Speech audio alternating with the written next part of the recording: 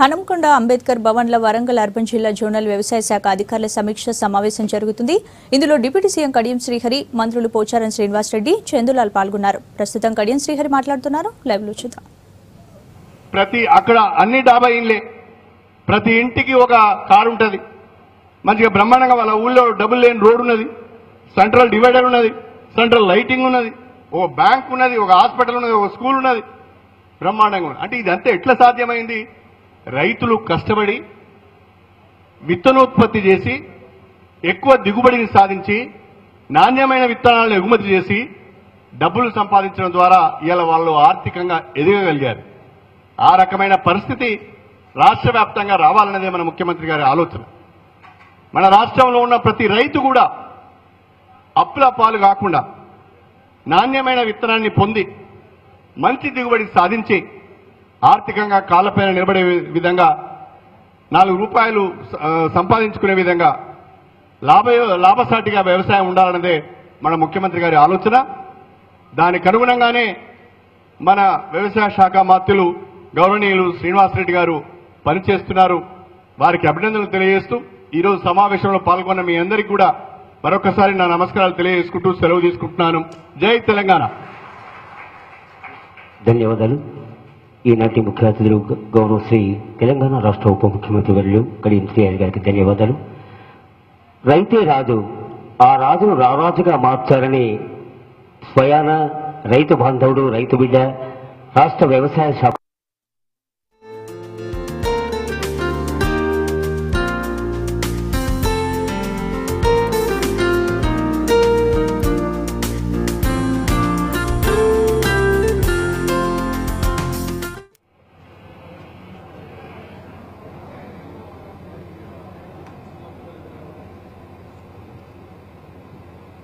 ఈరోజు వరంగల్ పట్టణంలో జోనల్ ధృవీకరణ సంస్థ యొక్క సమావేశం ఇక్కడ ఏర్పాటు చేసుకోవడం జరిగింది. ఇటు సమావేశానికి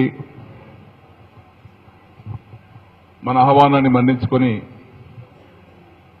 ఇక్కడ విచ్చేసినటువంటి మన రాష్ట్ర ఉప ముఖ్యమంత్రి వర్యులు, రాష్ట్ర విద్యాశాఖ మంత్రులు, నాకు అత్యంత ఆత్మీయులు, సన్నిహితులు, గత 30 సంవత్సరాలుగా అన్యోన్యంగా ఉన్నటువంటి పెద్దలు గౌరవనీయులు శ్రీ కడియం శ్రీహరి గారికి, మరొక పెద్దలు మాకు కూడా గత 30 సంవత్సరాలుగా ఈ పక్క కూర్చున్న ఇద్దరు కూడా 30 సంవత్సరాలుగా మాకు పరిచయాలు, ఆత్మీయులు, రాష్ట్ర గిరిజన సంక్షేమ సాంస్కృతిక శాఖ మంత్రులు గౌరవనీయులు చందులాల్ గారికి, మా ఆగ్రో సంస్థ చైర్మన్ గౌరవనీయులు శ్రీ కిషన్ రావు గారికి, వ్యవసాయ శాఖ కమిషనర్ గౌరవనీయులు జగన్మోహన్ గారికి, సంపత్ రెడ్డి గారికి,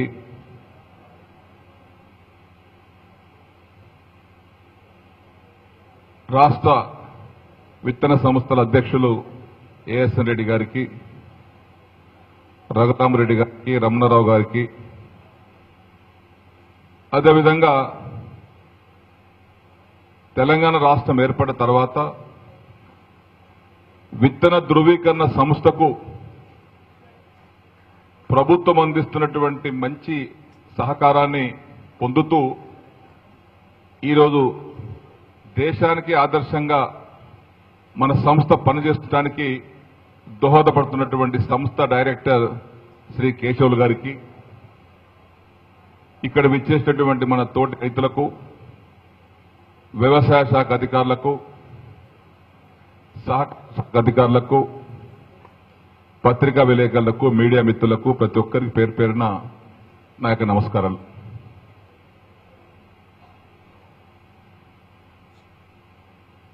క్వాలిటీ అనేది చాలా ముఖ్యమైనటువంటి అంశం. ఎవరికైనా సరే, మనిషి కావచ్చు, వస్తువు కావచ్చు, రాజకీయం కావచ్చు, ఒక అధికారి కావచ్చు, ఒక సంస్థ కావచ్చు. క్వాంటిటీ కంటే ముఖ్యం క్వాలిటీ. ఆ క్వాలిటీతో కూడుకున్నటువంటి యొక్క రైతులతో ఈ సమావేశం జరుగుతుంది. వివిధ జిల్లాల నుంచి ఇక్కడ రైతులు ఉన్నారు. స్వయాన కష్టపడి విత్తన ఉత్పత్తి చేసేటువంటి సామర్థ్యం, శక్తి గలటువంటి మీకు నేను మనస్ఫూర్తిగా, ఎందుకంటే రాష్ట్రాన్ని, ఈ రాష్ట్రం నుంచి మన దేశంలో ఉన్నటువంటి ఇతర 60-70 రాష్ట్రాలకు 60-70% ఇతర రాష్ట్రాలకు విత్తన ఉత్పత్తి చేసి ఎగుమతి చేసేటువంటి సామర్థ్యం గల తెలంగాణ రైతు సోదరులకు మీకు అందరికీ నేను మనస్ఫూర్తిగా పేరు పేరున అభినందనలు, శుభాకాంక్షలు తెలియపరుస్తా ఉన్నాను. ఇది మామూలు విషయం కాదు. వాతావరణం అనుకూలించినా, నేలలు అనుకూలించినా దానికి అనుకూలంగా కష్టపడేటువంటి సామర్థ్యం ఉన్న రైతులు కావాలి. అన్నీ ఉన్న అల్లున్నట్టే శనిలాగా ఇంతమంది పెద్దలు శ్రీహరి గారు చెప్పారు. వరంగల్, కరీంనగర్, నిజామాబాద్ ప్రాంతంలో ఎక్కువ రైతాంగం మంచి విత్తనాన్ని ఉత్పత్తి చేస్తారని. ఇది 100% నిజం. మనం దేశానికి ఆదర్శంగా ఉన్నాం ఇవాళ తెలంగాణ రైతులం. ఎందుకంటే కేశవులు గారు డైరెక్టర్గా మనం అంతర్జాతీయ స్థాయిలో మన ఉత్పత్తులను జాతీయ స్థాయిలో కాకుండా అంతర్జాతీయ స్థాయిలో ఇతర 20 దేశాల వరకు మన ఉత్పత్తులను ఎగుమతి చేసుకోగలేటువంటి శక్తి వచ్చిందంటే అది కేవలం మీ వల్లనే వచ్చిందని చెప్పేసి కూడా ఈ సందర్భం తెలియపరుస్తా ఉన్నాను. దానికి ప్రభుత్వం సహకారం, మంచి అధికారులు. ఈ మధ్యన కేశవులు గారు కూడా, సార్ మా సంస్థలో పనిచేయడానికి సిబ్బంది తక్కువ ఉందన్నారు. మరి సిబ్బంది తక్కువ ఉంటే ఇబ్బందే. మరి విత్తనాన్ని ధృవీకరించాలి, మంచి విత్తనాన్ని మనం ప్రమోట్ చేయాలి, మంచి రైతాంగాన్ని ప్రోత్సహించాలనుకున్నప్పుడు అధికార యంత్రాంగం అవసరం. కాబట్టి దాదాపు 40 మంది అధికారులను కొత్తగా అపాయింట్ చేశాం. కేశవులు గారు పట్టుబట్టి మాకు కావాలా సార్, ఇంతమంది అధికారులు అయితేనే మేము పనిచేయగలుగుతామని వారు పట్టుబట్టి సుమారుగా మన ప్రభుత్వం వచ్చిన తర్వాతనేది, గత 30 ఏళ్ళ నుంచి ఒక అధికారి నియమించలే. మన ప్రభుత్వం వచ్చిన తర్వాతనే సుమారు 40 మంది అధికారులను మనం విత్తన ధృవీకరణ సంస్థలో నియమించుకోవడం జరిగింది. జాతీయ స్థాయి సమావేశాలు పెట్టుకున్నాం హైదరాబాద్లో. మళ్ళా వచ్చే 2019లో కూడా మళ్ళా సమావేశాలు ఏర్పాటు చేయబోతున్నాం. అంటే తెలంగాణ ప్రభుత్వం అంతర్జాతీయ స్థాయిలో విత్తన ఉత్పత్తిలో పేరు పొందింది అంటే అది శ్రీనివాసరెడ్డి వల్ల కాదు, మా వల్ల కాదు, కేవలం మీ వల్ల అని చెప్పేసి కూడా మరొకసారి ఈ సందర్భంలో గర్వంగా మనం చేస్తా ఉన్నాం. అలాంటి యొక్క ప్రాంతం మనది. గౌరవ ముఖ్యమంత్రి గారు కూడా రాష్ట్రాన్ని విత్తన భాండారంగా తయారు చేయాలంటే అది కేవలం మాటలతో అయ్యే పని కాదు. మీరు, ప్రభుత్వ పక్షాన మేము, రైతు పక్షాన మీరు, అధికార యంత్రాంగం కలిసి సమిష్టిగా పనిచేస్తేనే అది సాధ్యపడుతుంది. అది ఇప్పుడు నిరూపించుకుంటున్నాం. ఒక్కొక్కటి మెల్లమెల్లగా రాష్ట్ర అవసరాలు పోను, దేశ అవసరాలు పోను, అంతర్జాతీయ స్థాయికి తెలంగాణ రైతాంగం యొక్క విత్తనము అక్కడి దాకా వెళ్తుందంటే, సప్త సముద్రాలు దాటి వెళ్తుందంటే అది మహా విషయం కాదు, గొప్ప విషయం. ఇప్పుడే సోదరులు వచ్చి మాకు పోయిన ఫస్ట్ మీటింగ్ లో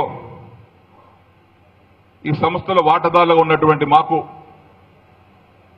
క్వింటాలకు 1000 రూపాయలు సబ్సిడీ ఇస్తే బాగుంటుందని కోరారు.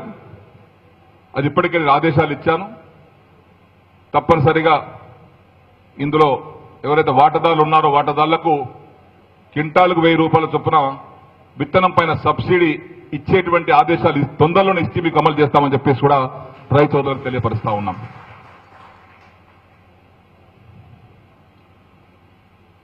అంతేకాకుండా ఇక్కడ మా వ్యవసాయ శాఖ అధికారులు కూడా ఉన్నారు. ఇది కేవలము విత్తన ధృవీకరణ సంస్థ అధికారులదే బాధ్యత కాదు, పెద్ద కుటుంబం అన్నది. వ్యవసాయ శాఖలో వేలాది మంది అధికారులు పనిచేస్తా ఉన్నారు.